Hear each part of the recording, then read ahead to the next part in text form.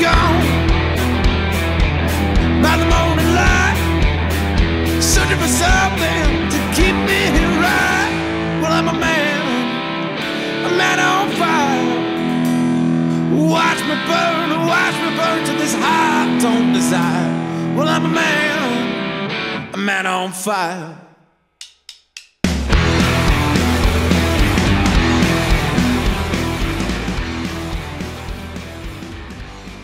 Hey out there, this is the coach. I'm the new coach. Afraid so, dude. And you are here on the Sports Slack Line, Flames Friday. The coach will be filling in on the Slack lines on Fridays from now on.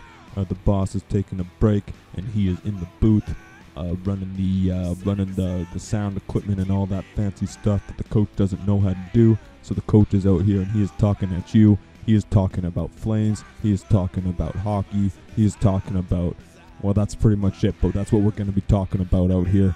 And so you better sit down, you're going to listen, and you're going to hear what I have to say. For those of you that don't know who I am the coach.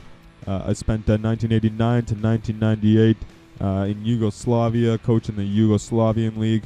Really, what was that? Yugoslavia is not a place anymore. What? You know, I've just been sitting here. I've just been watching sports for the last 30 years. I didn't know that Yugoslavia wasn't a place anymore. What do you mean it's not a place anymore? What, it's not there? It's been broken up into different places? Well, this is not this type of show. Okay, we'll move on. Move on. It doesn't matter. I guess I would have coached in what would now be, let's look at the map here. Bosnia-Herzegovina is where I would have coached. I was the head coach out there, and so I know what I'm talking about. You guys can all listen to me, and you guys can all hear what I have to say, and maybe you'll learn a little bit of something. So I just got finished watching the Flames game, and I gotta say, they looked a lot better than they did against Vegas. But I mean, they're still playing Arizona. Arizona, you know, they're bottom of the team, they're bottom of the heap. And you just got off a huge loss in Vegas by putting in no effort. You come out, you put a little bit of effort in against Phoenix. Nobody in the fucking place. The only people there to cheer on the away team. Not a very inspiring place to go play. But the Flames go in there and they pull out a win. Positives to take away from the game. Like to see the first line getting a little spark again. They put Sam Bennett up there with Johnny Hockey and boring Sean Monahan, and they go ahead and they get a few points each. Like to see that. Like to see the power play rolling again, even if it is against AZ. It's always good for the team to get a boost. Something I'd like to mention. That Ronaldo hit on Matty Stage in there. Good guy, great guy, Canadian boy, takes a dirty hit to the head, and Ronaldo has to answer the bell to a good Michael Furland, dropping the mitts and showing him what's up. He gave him a little extra shot on the ice. Normally, I'm not a big fan of that type of play, but Ronaldo, man, he caught Matt Stajan with that nasty elbow, and you can't have that. You can't have that. That's just pure dirt. Don't like to see that. It's bullshit. And I'm glad that he answered the bell there. So with a good game from Bennett up on the top line, the question can become what to do about Bennett Furland. Do you keep them where they are? I'd say that you do. I'd say that Furland is better built for that spot on the third line, anyways, driving the energy down there, making the space for Jankowski. And Hathaway, those young guns, ripping around down there. They're familiar with each other from the AHL, and Furland played a little bit with those boys too. So it'd be nice to reunite them, see if they can get a little magic going, and you can keep your top offensive players at the top of the lineup. It sure would be nice if Sammy Bennett was right-handed, but we'll go with this for now. Normally I'm not a big proponent that you need to be the proper hand to be playing on the proper side. I think you're an NHL player. You should be able to play both sides. I mean, come on. You can't take a pass on the backhand. It's got to be ridiculous. So left-handed player playing right wing, right-handed player playing left wing, left D, right D. It doesn't really matter. Shouldn't make that much of a difference. But the Flames, the right wing depth, is not great even as it is, and their only actual right-handed right wingers are Hathaway and Brouwer. Neither guys that you're gonna be having as trigger man on the power play. People keep talking about the magic of putting Dougie Hamilton on the power play finally. Forget that he's your top offensive talented defenseman. He's also your hardest right-handed shooter. Why don't you put him out there all the time? It's not an accident that the power play sees an uptick as soon as you get a lethal right-handed shooter on that offside, ready to pound a few home. So again, not a big proponent of right-handed, left-handed, and how important it needs to be. But the Flames are so short on right-handed shooters right now that they could really benefit from a really hard, lethal shot on the right side, being able to take that off-wing shot on the power play and be able to bury teams, with a strong power play, because it's an important thing if you want to make a run in this league. I think we can all agree on that. The goalie situation. Okay, let's talk about the goalie situation. You had Riddick. He played great. He was looking good. A few starts in a row and he starts to fade. I mean, that's got to be expected. He's a young guy, hasn't had a lot of experience.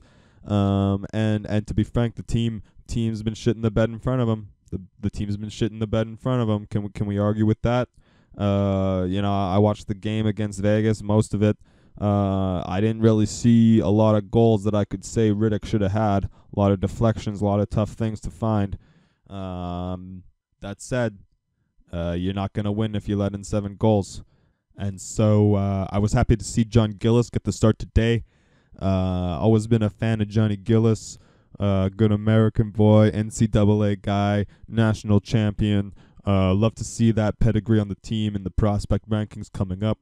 And I've always maintained that he was the long-term solution in goal for the Flames, and I still maintain that. I think that he'll emerge as the top end guy out of these few youngsters that they have coming up in Parsons and Gillies and Riddick. They all sound pretty good. They all are at different stages of development. Riddick and Gillies are kind of shot for shot right now. We'll see who makes it through the clear. I imagine one of them is traded by next year. One of them's got to separate themselves and prove to the Flames that they're the one that they want going forward. Playing behind Mike Smith for next season, which I'm totally comfortable with, and maybe even a season after that. Who knows? We'll see how Smith is going. Goalies take a while to come through this league, and as far as goalie age is concerned, Gillies and Riddick, they're still young, and Parsons is still miles away. All right, I want to shift a little bit to the penalty calls. Haven't been happy with the reffing in the NHL over the last few years. Really frustrating to see. Really tough to figure out what the hell's going on out there. Nobody knows what a call is anymore. You hook, you hold, you slash, you punch a guy in the face. It's all the same. It's not. It is. What do you do? What do you say? There's a lot of yelling at the refs as guys go off, and I can't blame them. Last couple games I watched the Flames, a few times I was screaming at the TV myself. A couple of those hooking calls, I just don't get it. It's tough for me as a guy who spent 10 years as a defenseman in the Outdoor Austrian League. I can tell you, it's really frustrating when a good defensive play ends up getting called a penalty, because those are the things you pride yourself on. And when somebody tells you that it's not right, that you've done something wrong, then you're in the box for it, and you got to feel the shame for it. It makes your blood boil, because now you put your team down, and you didn't deserve it. In fact, you deserve the opposite. You deserve praise. And I think that these refs have to start recognizing or start figuring out the line between good defense and a hook and a hold. It's almost like there's no place for flat-footed stay-at-home defensemen anymore in this league. Come on, give me a break. I was watching the Vegas feed for the Vegas game, and they were complaining about the Monahan stick lift that launched what's his nuts stick up into the air, and I think it was Eakin, and then he ended up having the goal bounce in off of him, and they're complaining, thinking it should have been a slash. I've never seen that called for a penalty in my entire life. Hang on to your stick, kid. Hang on to your stick. All right? You got one hand. Monahan's trying to create a passing lane for his boy Johnny G. and hang on to it, bud. All right? You can't just go flopping around your stick, letting go of it whenever somebody taps it, and all of a sudden it's a slashing penalty. No, it can't happen. But it is Vegas. I'm not sure who is doing the color commentary. I assume they got people who know what's going on. But so you can understand if the fans, non-traditional hockey market, if they don't know that's never called a penalty. I don't think. I'm pretty sure in the rule book it says a downward slashing motion. I've never seen somebody called for a slash that way. Maybe unsportsmanlike, maybe interference. I could even get on board with those, but it's definitely not slashing. All right, let's move on to the trade deadline. Big news coming up. The trade deadline, the great Canadian holiday. Lots of big news flying around. A few trades already popping up. Kind of minor deals. Grabner just moved today. That's an interesting one. But that's probably as interesting as it's going to get, to be honest. All these trades are happening before the deadline. I hate it when people don't refer to these trades as deadline deals. Like they have to be on the fucking day in order to be a deadline deal. That makes no sense to me. A guy does a trade like a couple weeks or even a few days before the deadline, and you hear people talking about like, nah, that's not really a deadline deal. Yeah, it is, you fucking idiot. All right, it's before the deadline, almost immediately before it. It bolstered your team before the playoff push. That's what a deadline deal is. Doesn't have to be on the day. These media types, they're the ones that created this whole hype around this one fucking day. And now they get caught with their finger in their ass when nothing actually happens. And let's face it, it's not going to be exciting anymore. GMs are starting to catch on that the deadline is a crapshoot, and that you're not going to give up a bunch of futures for a few months of a decent player. God forbid a washed up player who's ratting on their name, a la Rick Nash. The interesting one for me is Carlson. I mean, that is a top end player. That's a top end player if I don't know one. So it'd be interesting to see what type of deal he's getting. I heard they're trying to package him with Bobby Ryan. I think that would be the stupidest thing in the world. Why would you devalue your best asset just so you could get rid of a shit contract? That makes no sense. So trade Carlson on his own. Get a good deal for him. If you have to eat Bobby Ryan, fucking eat Bobby Ryan. And going back to Vegas, they have an interesting thing coming up. I mean, they were supposed to be terrible, and they're awesome. The top of the league. Well, what are you gonna do about that as an expansion team? You wanna build your assets. They got a tiny asset base, but you're catching lightning in a bottle with a great season. You want to make a good showing for your fans who have been so supportive for the first year. What are you gonna do? What are you gonna go out and you're gonna try to get an Erik Karlsson? You gonna give up a bunch of futures? You gonna absorb a Bobby Ryan and hope he can rebuild what he was doing back in Anaheim, and maybe with a push towards the playoffs he can reignite his Olympic caliber play. Who knows? But it will be really interesting to see what Vegas does. I think that they hold.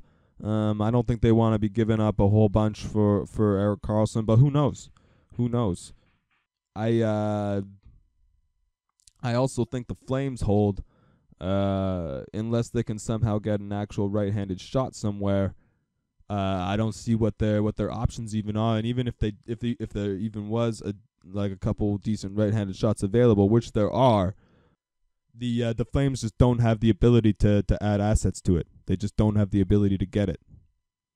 So I think you got to play the waiting game a little bit. The Flames, they maybe the draft comes around and there's deals to be had. But I think for now, unless Tree Living can pull off something really fantastic and really wizardry, then I don't see the Flames doing anything until maybe the draft. Or into next season, but I see them trying to make a hopeful push with the team they have now. They're gonna be getting Chris Versteeg back, and maybe I don't know what's the deal with Mike Smith. Are they gonna get him back? I don't know, but not exactly comfortable don't think that Gillies and Riddick are going to get you to the playoffs right now necessarily. But I don't want to be going out and spending a bunch of assets for goalie that we don't need long term. It doesn't make any sense to me. Okay? We have there's windows here. It's not just one season. The core is young. I thought that the season was going to go better than it has. It could still pick up, but we're building for the next 5, 6, 7 years. We can't be throwing decent young players away, decent young prospects away for a short period of an okay goalie who is, maybe not even justifiably better than what you got as prospects. So what are you going to do about that? I don't know. And you already got Mike Smith, who's an aging guy, and he's playing fantastic, and he'll probably play fantastic next year, and maybe even the year after that. Who knows? Maybe he gets a 1 or 2 deal out of the Flames because the young guys aren't quite there yet. But I'd hope at the end of year 2 by Smith's deal, one of Riddick or Gillies or Parsons even, although he'd still be young at that point, have established themselves. All right, one last thing. I've got to get in a little Oilers dig. Mr. Taylor Hall, he came out guns a-blazing earlier on this week, chatting about his time in Edmonton. He said some pretty interesting things that opened a lot of eyes to how things really went there while he was under their tutelage. The full quote from him: "I think I played on some pretty bad hockey teams, if you want me to put it bluntly. You get drafted number 1 overall, and it comes with the territory the first couple seasons. Then after that, it's kind of like, okay, what are we doing here?" And he goes on. "Just in Edmonton, I really didn't want to talk to coaches. I really didn't want to have dialogue with coaches. I just wanted to play, and a lot of guys are like that. I think it throws shade on the Oilers organization as a group that couldn't bring up young players properly, and it also throws shade on Hall himself as a guy who wasn't willing to be coached, wasn't willing to listen. But he seems to have figured that out now. He's playing well. Taking shots at your old team. People might hate that a little bit. I kind of like it. I don't think there's enough emotion in hockey after the game ends. I think I love to hear these players. I love to hear these players speak their mind. I think the young guys are more interested in it. They're more used to being publicly accessible through like the social media and stuff. They're used to having their opinions heard. And so guys like it's nice to even on the Flames we have a guy like Kachuk who's always speaking it from the heart, and he's telling it like it is. And those are the types of guys that I think you want on your team. So Hall, I used to think that I wouldn't want him on my team even if you gave him to me for free. But after a couple of years in New Jersey and learning how to be a little bit more coachable, I definitely take him, of course. So I guess that's where we're gonna stop for today. The boss is giving me the signal to get the fuck out of here. This has been the coach. I'm the new coach. Afraid so, dude. For the Slackline Flames Friday, hockey talk, sports talk, Flames talk, and whatever kind of talk you want. Again, you have been listening to the coach, and we will talk to you next Friday. I hope everybody has a good day, good weekend. Bye for now. Keep me right. Well, I'm a man on fire. Watch me burn to this heart don't desire. Well, I'm a man on fire.